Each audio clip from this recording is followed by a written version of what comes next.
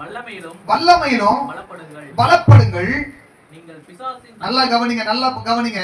எபேசியர் 6:10 சொல்லி இருக்குது, நீங்க பலப்படுங்க. ஏன் அப்படின்னா, நீங்கள் பிசாசின் தந்திரங்களோடு எதிர்த்து நிற்க திராணி உள்ளவர்களாகும்படி.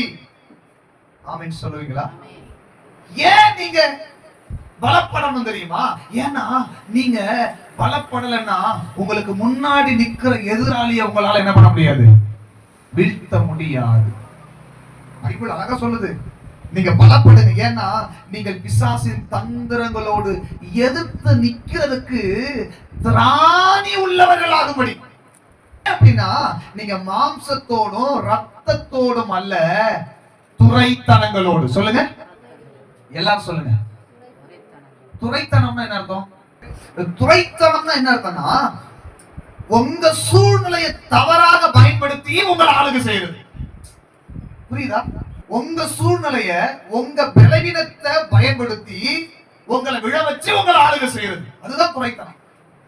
உங்களுக்கிட்ட இருக்கிற என்ன பலவீனமோ அதை கண்டுபிடிச்சிருவாங்க. அதனாலதான் நீங்க அவனை எதிர்த்து நிக்கிறதுக்கு திராணி உள்ளவங்களா மாறணும். ராமேன் சொல்லுங்க பார்க்கலாம். ஏன்னா அவன் தந்திரகாரன்.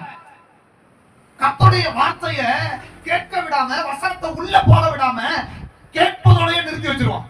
கீழ்ப்படிறதுக்கு போக விட மாட்டான். சிலருக்கு பிரச்சனை, சிலருக்கு சில பலவீனம் இருக்கும். சிலருக்கு என்ன பலவீனம் இருக்குன்னா, சில விஷயத்தை பார்த்த உடனே ஆசைப்படுற ஒரு பலவீனம் இருக்குன்னு வச்சுக்கோங்களேன். இல்ல ஏதாவது ஒரு காரியத்தின் மேல அவங்களுக்கு ஒரு ஈர்ப்பு இருக்கு, அதுதான் அவங்களோட பலவீனம். அப்படின்னா துரைத்தனம்னு என்ன அதிகாரம், அடுத்த அர்த்தம், அந்த காரியத்தை முன்னாடி கொண்டு வந்துகிட்டே இருப்பாங்க. எங்க போனாலும், நீங்க எங்க நின்னாலும் யாருக்குமே அது இருக்காது, உங்களுக்கு மட்டும், உங்க கண்ணுக்கு மட்டும் அது தெரிஞ்சுக்கிட்டே இருக்கும். நீங்க போற இடத்துல மட்டும் அது இருந்துகிட்டே இருக்கும். அதுதான் உங்க பிரச்சனை.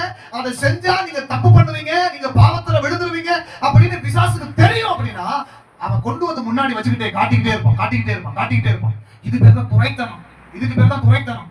ஆண்டவர் சொல்றாரு, அவன் துரைத்தனங்களை நீ எதிர்த்து போராடணும்.